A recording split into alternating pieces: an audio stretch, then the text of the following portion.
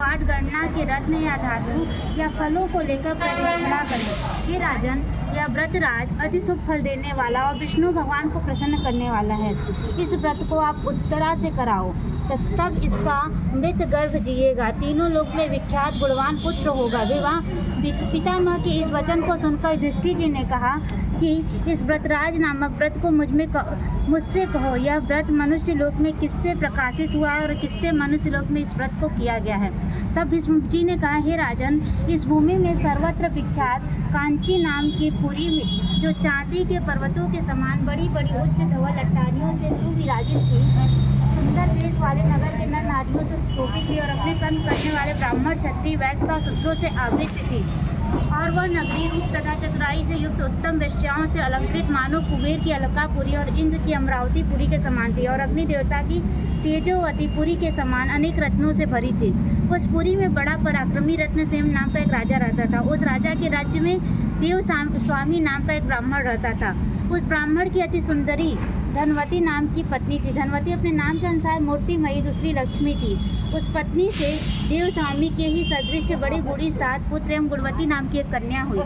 उन 7 पुत्रों का विवाह हो गया और वे आनंद से अपनी पत्नियों के साथ विहार करने लगे। गुणवती कन्या अपने अनुरूप पति चाहती थी। इस बीच एक ब्राह्मण एक दिन उसके घर भिक्षा लेने आया। वह अपने ब्रह्मा तेज से मूर्तिमान अग्नि के समान तेजस्वी था। उस भिक्षु ब्राह्मण ने द्वार पर आकर आशीर्वाद प्रदान किया। उसकी मधुर वाणी सुनकर वे स्वामी की 7 पुत्र वधुएं संभ्रम से अलग अलग भिक्षा लेकर आए और उन्होंने पृथक पृथक भिक्षा उस ब्राह्मण को दिया। भिक्षा के बदले उस भिक्षुक ने उन स्त्रियों को सदा सौभाग्यवती भव यह कहकर आशीर्वाद दिया। धनवती अपनी कन्या को गुणवती को भी भिक्षा देने को भेजी। गुणवती ने आकर प्रस्थान के लिए उसके पुत्रों को रोककर भिक्षा दी। उस भिक्षुक ने गुणवती को आशीर्वाद देते हुए कहा, हे सुबह तुम धनवती हो। आशीर्वाद सुनकर गुणवती अपनी माता के पास गई और कहा, माता जी, भिक्षुक ने मुझे धनवती होने का आशीर्वाद दिया। इस पर गुणवती की माता अपनी पुत्री गुणवती को साथ लेकर भिक्षुक के पास गई और गुणवती से उस भिक्षुक के फिर प्रणाम करवाया। भिक्षुक ने उस गुणवती को वही आशीर्वाद दिया जो पहले दिया था। तब उसकी माता धनवती बड़ी ही चिंतित होकर बोली, हे भगवान, हे विप्र, आप मेरे पे प्रसन्न होइए और मेरे वचन को ध्यानपूर्वक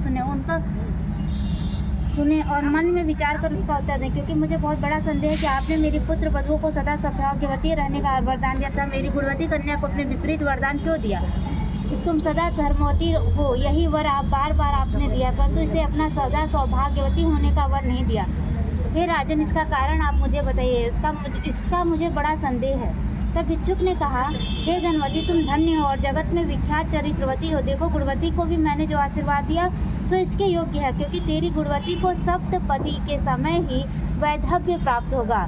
इसको सदा धर्माचरण करना पड़ेगा। इसी से मैंने इसे वही वर दिया कि तुम सदा धर्मवती बनी रहो। यह कथा सुनकर धनवती को बड़ी चिंता हुई। उसने उन्हें